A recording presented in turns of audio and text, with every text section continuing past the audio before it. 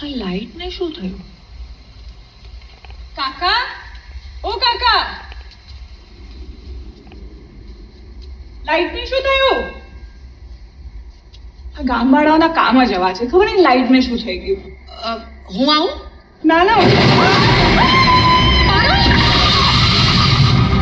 नमस्कार, मैं हूं मयूरिका और आप मेरे साथ देख रहे हैं वीएनएम टीवी। और वीएनएम टीवी पिछले 26 सालों से वडोदरा से निकलने वाले हर आर्टिस्ट को आपसे रूबरू करवाता रहा है, क्योंकि कला की नगरी है और कला की नगरी के हर कलाकार कहीं ना कहीं यहीं से गुजरे हैं। ना सिर्फ आर्टिस्ट, वडोदरा के बड़े बड़े खिलाड़ी, क्रिकेट से लेकर हर क्षेत्र में जिन्होंने वडोदरा का नाम बहुत ऊंचा किया है, ऐसे सारे खिलाड़ी, ऐसे सारे बड़े लोग कहीं ना कहीं वीएनएम से गुजरे हैं। और आज एक ऐसी ही वडोदरा की उभरती कलाकारों को आपसे मिलवाने जा रही हूँ। हमेशा मेरा वादा होता है कि वडोदरा का हर व्यक्ति जो कोई क्षेत्र में कुछ भी बड़ा कर रहा है, वो वीएनएम के जरिए आपसे रूबरू जरूर होगा। आज मैं बात करने वाली हूँ वडोदरा की एक ऐसी ही मल्टी टैलेंटेड और उभरती कलाकारा हेली ठक्कर से। सबसे पहले आपको हेली ठक्कर से मिलवा देती हूँ और फिर हेली ठक्कर के बारे में थोड़ी सी जानकारी लेंगे, जानेंगे कि आखिरकार हेली करना क्या चाहती हैं।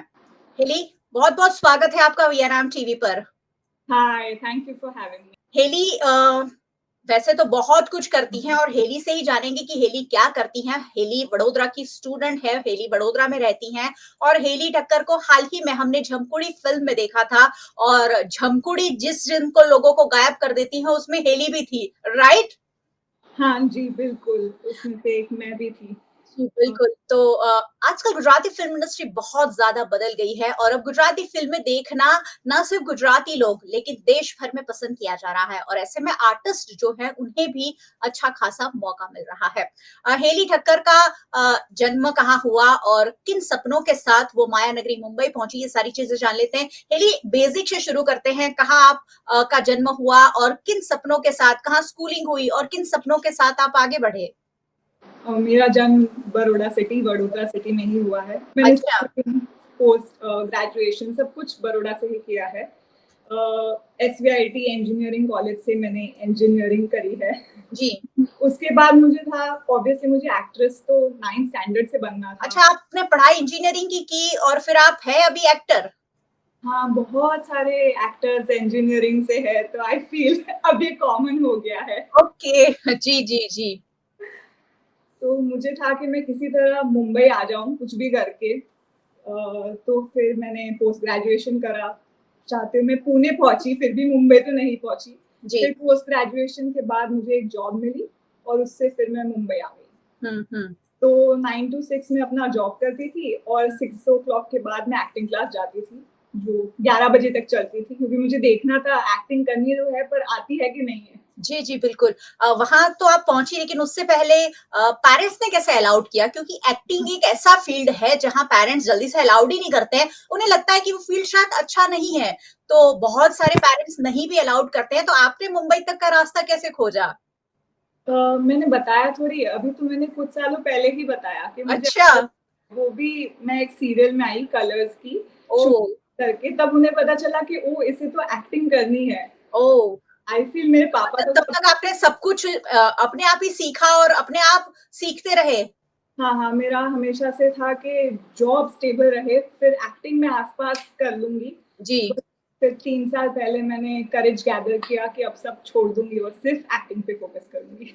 अच्छा, अच्छा। तो फिर ऑडिशंस देने पड़े होंगे, क्योंकि मायानगरी मुंबई सबको अट्रैक्ट तो बहुत करती है, लेकिन वहाँ जगह बनाना भी बहुत मुश्किल होता है। तो आपने किस तरह अपना वे ढूँढा वहाँ? हाँ जी, बिल्कुल again same 9 to 6 I had a job. उसके बाद मैं ऑडिशंस देने चली जाती थी। आराम नगर में बहुत बारिश होती थी, कीचड़ होता था, बहुत लाइन्स होती थी। बट अब वो सब बेटर हो गया है आई फील, क्योंकि अब थोड़ी ऑडिशन सामने से आते हैं, ज़्यादातर सामने से आते हैं, जाना नहीं पड़ता जी, जी, जी, जी। और सब वर्चुअल हो जाता है, तो आई फील हुँ। अब लाइफ थोड़ी बेटर है। राइट। और हेली, बहुत सारे लोग आपके जैसे वहाँ होते होंगे जो इसी तरह के सपने लेकर पहुँचे होते होंगे। तो उन लोगों से जब इंटरेक्शन होता था तो क्या बातें होती थी? ऑब्वियसली सबकी आई फील डिफिकल्टीज कॉमन है मुंबई में कि रहना कैसे है, बिकॉज हुँ। एक्सपेंसिव शहर है। करना क्या है, ऑडिशंस कहाँ होते हैं, क्या क्लास है, एंड आई फील जब जब आपने खुद वो स्ट्रगल करी होती है तो ज्यादातर लोग हेल्पिंग मिलते हैं, और क्योंकि अब मैं उस पोजीशन पे हूँ कि मैं लोगों को हेल्प कर सकती हूँ, तो कितने सारे लोग जो झमकुड़ी के बाद बड़ौदा से मुंबई शिफ्ट हुए हैं, तो आई गिव देम कि रेलू इनको कांटेक्ट करना, इनको, तो I feel as a community you have to grow. I think artist ऐसे ही ग्रो होते हैं कि आप एक कम्युनिटी बना के चले, सबको हेल्प करें, और सबके लिए काम तो है यहाँ पे, भले डिफिकल्ट है बट सबके लिए काम है। बिल्कुल। कई गुजराती कलाकार अब ऐसे हैं जो देश विदेश में अपना नाम कमा रहे हैं, और हेली आपने झमकुड़ी की अभी अभी बात की, आपने बड़े बड़े स्टार्स के साथ उस फिल्म में काम किया, कैसा रहा पूरा अनुभव, और ये फिल्म मिली कैसे, वो मैं जरूर जानना चाहूंगी। ऑडिशन से, हर प्रोजेक्ट जो भी मैंने किया है आज तक मुझे ऑडिशन के थ्रू ही मिला है, क्योंकि आपके वहां कोई गॉडफादर या कोई कनेक्शन तो है नहीं। हाँ, एंड आई फील एक ऑडिशन से जब आपको चीज मिलती है तो आपको खुद के टैलेंट पे थोड़ा टैलेंट पे मिलती है, एब्सोल्युटली राइट, यस। शुरू हो जाता है। तो आई ऑडिशन, फिर उसके बाद मुझे कॉल आया, मुझे नहीं पता था तब के इसमें ओजस रावल, भाविनी मैम, ऐसे सारे कलाकार हैं जो इतने सालों से गुजराती फिल्म इंडस्ट्री में, मानसी पारेख इतने सालों से वो काम कर रहे हैं और इतना अच्छा काम कर रहे हैं, तो मुझे बहुत ही मजा आया। और आज ही के दिन we have completed 50 days of being in theatres. वाह। तो यस, और इतनी सारी हिंदी फिल्म्स आके चली गई, बट झमकुड़ी ने स्ट्रॉन्ग होल्ड बनाया हुआ है, तो मेरी झमकुड़ी लोग काफी पसंद कर रहे हैं। क्या रोल प्ले किया है आपने उसमें, और क्या रहा वर्किंग एक्सपीरियंस, क्या रहा? मैं एक राजघराने की प्रिंसेस टाइप प्ले कर रही हूँ जिसको राइटर बनना है। अच्छा। मैं काफी रेजोनेट करा इस रोल से, क्योंकि रियल लाइफ में भी मैं थी तो इंजीनियर, पर मुझे बनना एक्टर था जी। और सेम सिमिलर सी कहानी थी, तो मुझे बड़ा पसंद आया ये रोल प्ले करना। और हॉरर और कॉमेडी दोनों मेरे फेवरेट जॉनर है जी। जब मुझे पता चला कि हम गुजराती में पहली बार हॉरर कॉमेडी कर रहे हैं, तो बहुत एक्साइटेड थी मैं। और थोड़े बहुत स्टंट्स भी थे जो भी करने में मजा आया। जब मैं ड्रैग होती हूँ तो it was a lot of fun to walk that trolley and then drag होना, तो बहुत ही मजेदार एक्सपीरियंस। आपके लिए फन होगा, वो बहुत सारे लोगों के लिए हॉरर और डरावना था। તું લખે છે? ટ્રાય કરું છું। આમ તો પોતે જ પોતાની ઓડિયન્સ છું, પણ તમે આયા છો તો સાંભળો ને। હા હા એકદમ। શું લખે છે તું? વાર્તા, કવિતા, શાયરી, જે મનમાં આવે તે લખું। અરે વાહ! અને પછી આ બધાનું શું કરીશ? મારું સપનું તો એવું છે કે આ પબ્લિશ થાય અને મારી વાર્તાઓ આખી દુનિયામાં પ્રખ્યાત થાય। પણ શું? પણ મમ્મી પપ્પા મને બીજા રાજઘરાણાઓમાં પ્રખ્યાત કરવા પર વધારે જોર આપી રહ્યા છે। પોતાના સ્વાર્થ માટે તો એ લોકો જવા દો।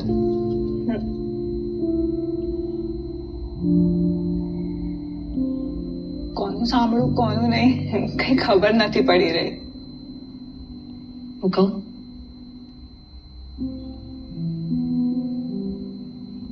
બસ મનનું સાંભળ।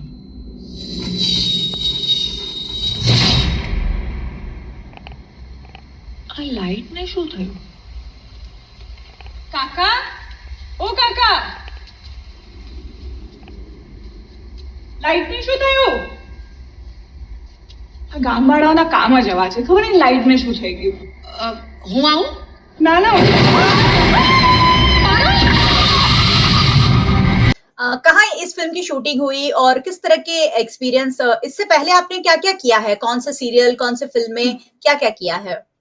मैंने कलर्स का एक सीरियल किया था जिसमें मैंने बैंक प्ले किया था। अच्छा। शुभारंभ। ओके। हाँ, उसके बाद मैंने काफी सारी एड्स करी है, 20 से 30 एडवर्टाइजमेंट्स में मैंने काम करा है जी। उसके बाद ये मेरी पहली गुजराती फिल्म है झमकुड़ी। एंड बहुत एक्साइटेड हो गए जब ये फिल्म मिली? हाँ, तो मैं थोड़ी सी नर्वस भी थी क्योंकि अच्छा। राजकोट शूट करना था, राजकोट के आउटस्कर्ट्स में शूट करना था। पहली बार I was going on a outdoor shoot in Gujarat. मतलब एड्स के आउटडोर शूट्स तो यही आसपास होते हैं, जी जी बट तो गोंडल में हमने शूट करा, गोंडल के पैलेस में, जी। जो कि काफी इंटरेस्टिंग एक्सपीरियंस रहा मेरे लिए। हम्म। सबके साथ रहना, हंसी खेलना, फिर हम बीच में फिल्म देखने भी चले गए कि चलो आज डे ऑफ है। ओके। या it was a lot of fun. और जब बड़े कलाकारों के साथ काम करने लग जाते हैं तो आपको बहुत अलग एक्सपीरियंस होते हैं, आपको लगता है कि हमें बहुत कुछ अभी सीखना है, तो ऐसा ही आपके साथ कुछ हुआ होगा? हाँ, हाँ, बिल्कुल, मुझे तो बहुत सीखने मिला। जैसे मानसी के साथ मेरा सीन था, तो काफ़ी हमने पहले 1-2 रिहर्सल करे। फिर मैं फेयरली नई थी शूट पे, पर किसी ने मुझे ऐसा फ़ील नहीं करवाया। सबने बहुत ही हेल्पिंग और अच्छे तरीके से मुझे as a part of family ही फ़ील करवाया। तो it was I didn't feel new on set. तो that ways I really liked it. And बिल्कुल। काविनी मैम जो मेरी मदर प्ले करती है, उनके साथ तो बहुत ही एक अच्छा रिश्ता सा हो गया है। It felt like she was my actual mother there. अच्छा। और जब पेरेंट्स को ये पता चला कि आप फिल्म कर रही हैं, सीरियल तो आपने कर ली तो पता तो चल गया था कि आप एक्टिंग कर रही हैं, और उसके बाद आपको फिल्म मिल गई, तो फिर उनका जो आपकी और ये एक्टिंग के और जो एटीट्यूड था वो कितना बदला? मॉम तो ऑब्वियसली बहुत खुश थी। वो तो उन्होंने तो आई थिंक 4-5 बार फिल्म देख ली है अच्छा। अलग-अलग लोगों के साथ। हम्म। डैड को इम्प्रेस करना थोड़ा मुश्किल होता है, तो आई थिंक वो धीरे-धीरे होगा आई फील। उनको लगा कि हाँ, अभी और क्या, ही इज़ लाइक दैट। हाँ, मतलब और अच्छा कर सकते हैं, या और आगे क्या होगा, क्या करना होगा? यस। बिल्कुल। हेली, करना क्या चाहते हैं आप? मतलब कहाँ पहुँचना चाहते हैं? क्या-क्या सपनों के साथ माया नगरी मुंबई गए हैं, और अपने आप को कहाँ स्टैंड करते हैं आने वाले सालों में?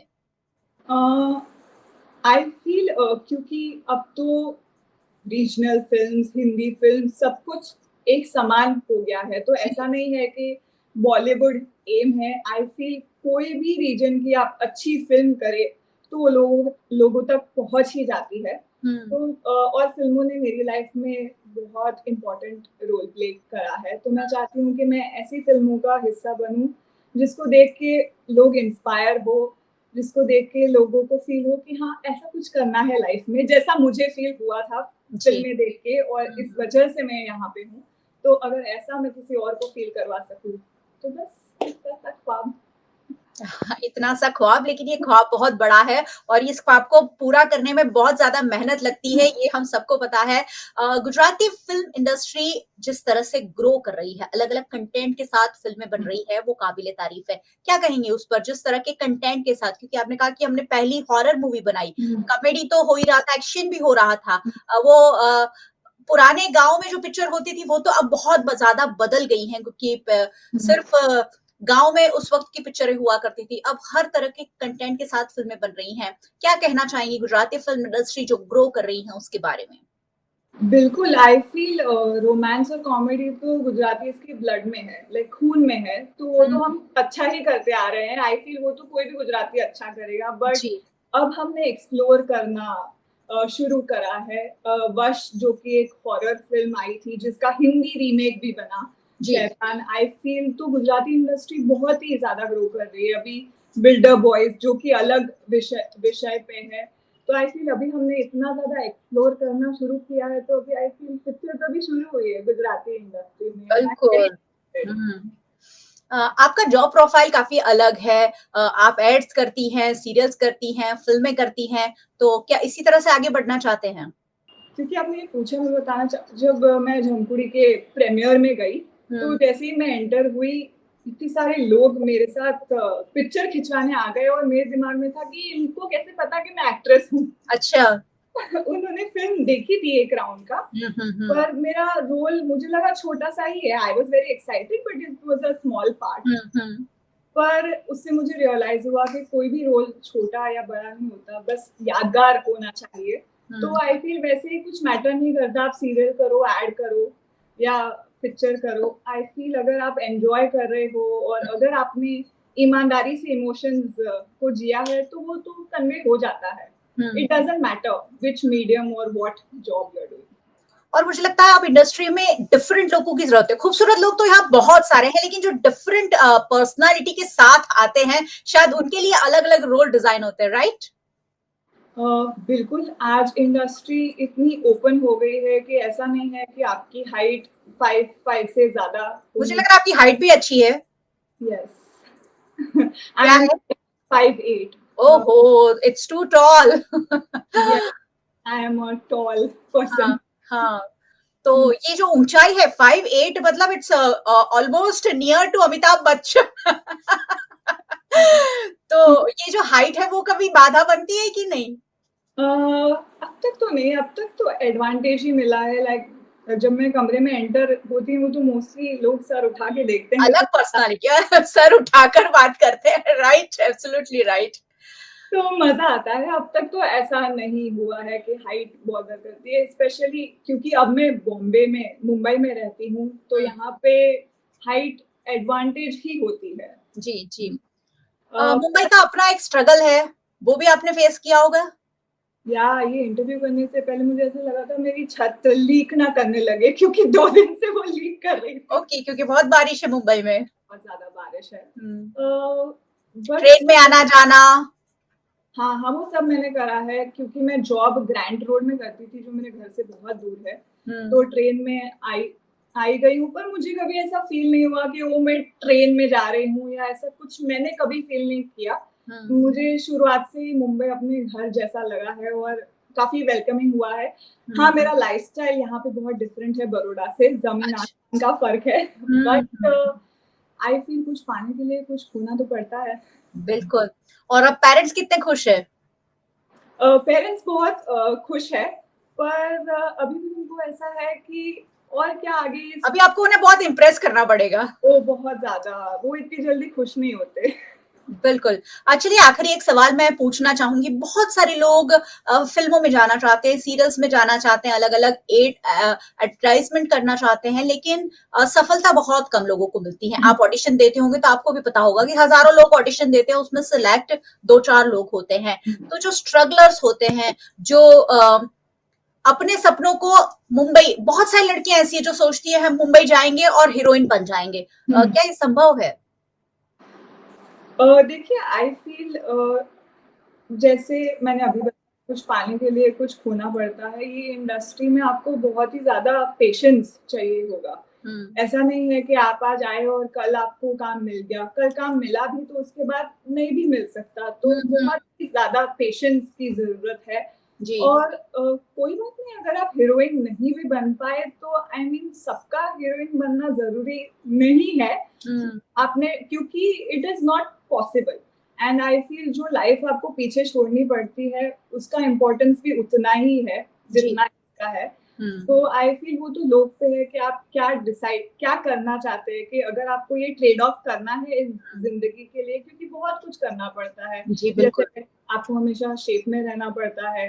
आप कभी भी कुछ भी नहीं खा सकते, एक लाइफस्टाइल मेंटेन करनी पड़ती है, रोज ना सुननी पड़ती है, बहुत तरीके से रहना पड़ता है। तो आपको एक जिंदगी का हिस्सा है जो आप जी नहीं सकते हैं। पर अगर आप उसके लिए रेडी हैं तो प्लीज, क्योंकि जो मुझे एक्शन और कट के बीच में फील होता है वो मुझे किसी और चीज में फील नहीं होता। तो आई फील अगर आप रेडी हैं इन सारे स्ट्रगल्स के लिए तो प्लीज जरूर आइए और जरूर बनिए, because it's a beautiful thing. बिल्कुल सही बात है। जो लोग कैमरा के लिए बने होते हैं वो वहीं बहुत ज्यादा कंफर्टेबल फील करते हैं। जैसे मेरी बात करूं तो मैं बहुत ज्यादा बातें नहीं करती हूँ जनरली, लेकिन जब ऑन कैमरा होती हूँ तो I can talk for hours and hours. ये शायद पैशन होता है। हेली, बहुत बहुत शुभकामनाएं पूरे वडोदरा की ओर से कि आप खूब नाम कमाए और वडोदरा का नाम एक और हमारा आर्टिस्ट जो है वो विश्व फलक पर रोशन करे। Thank you so much.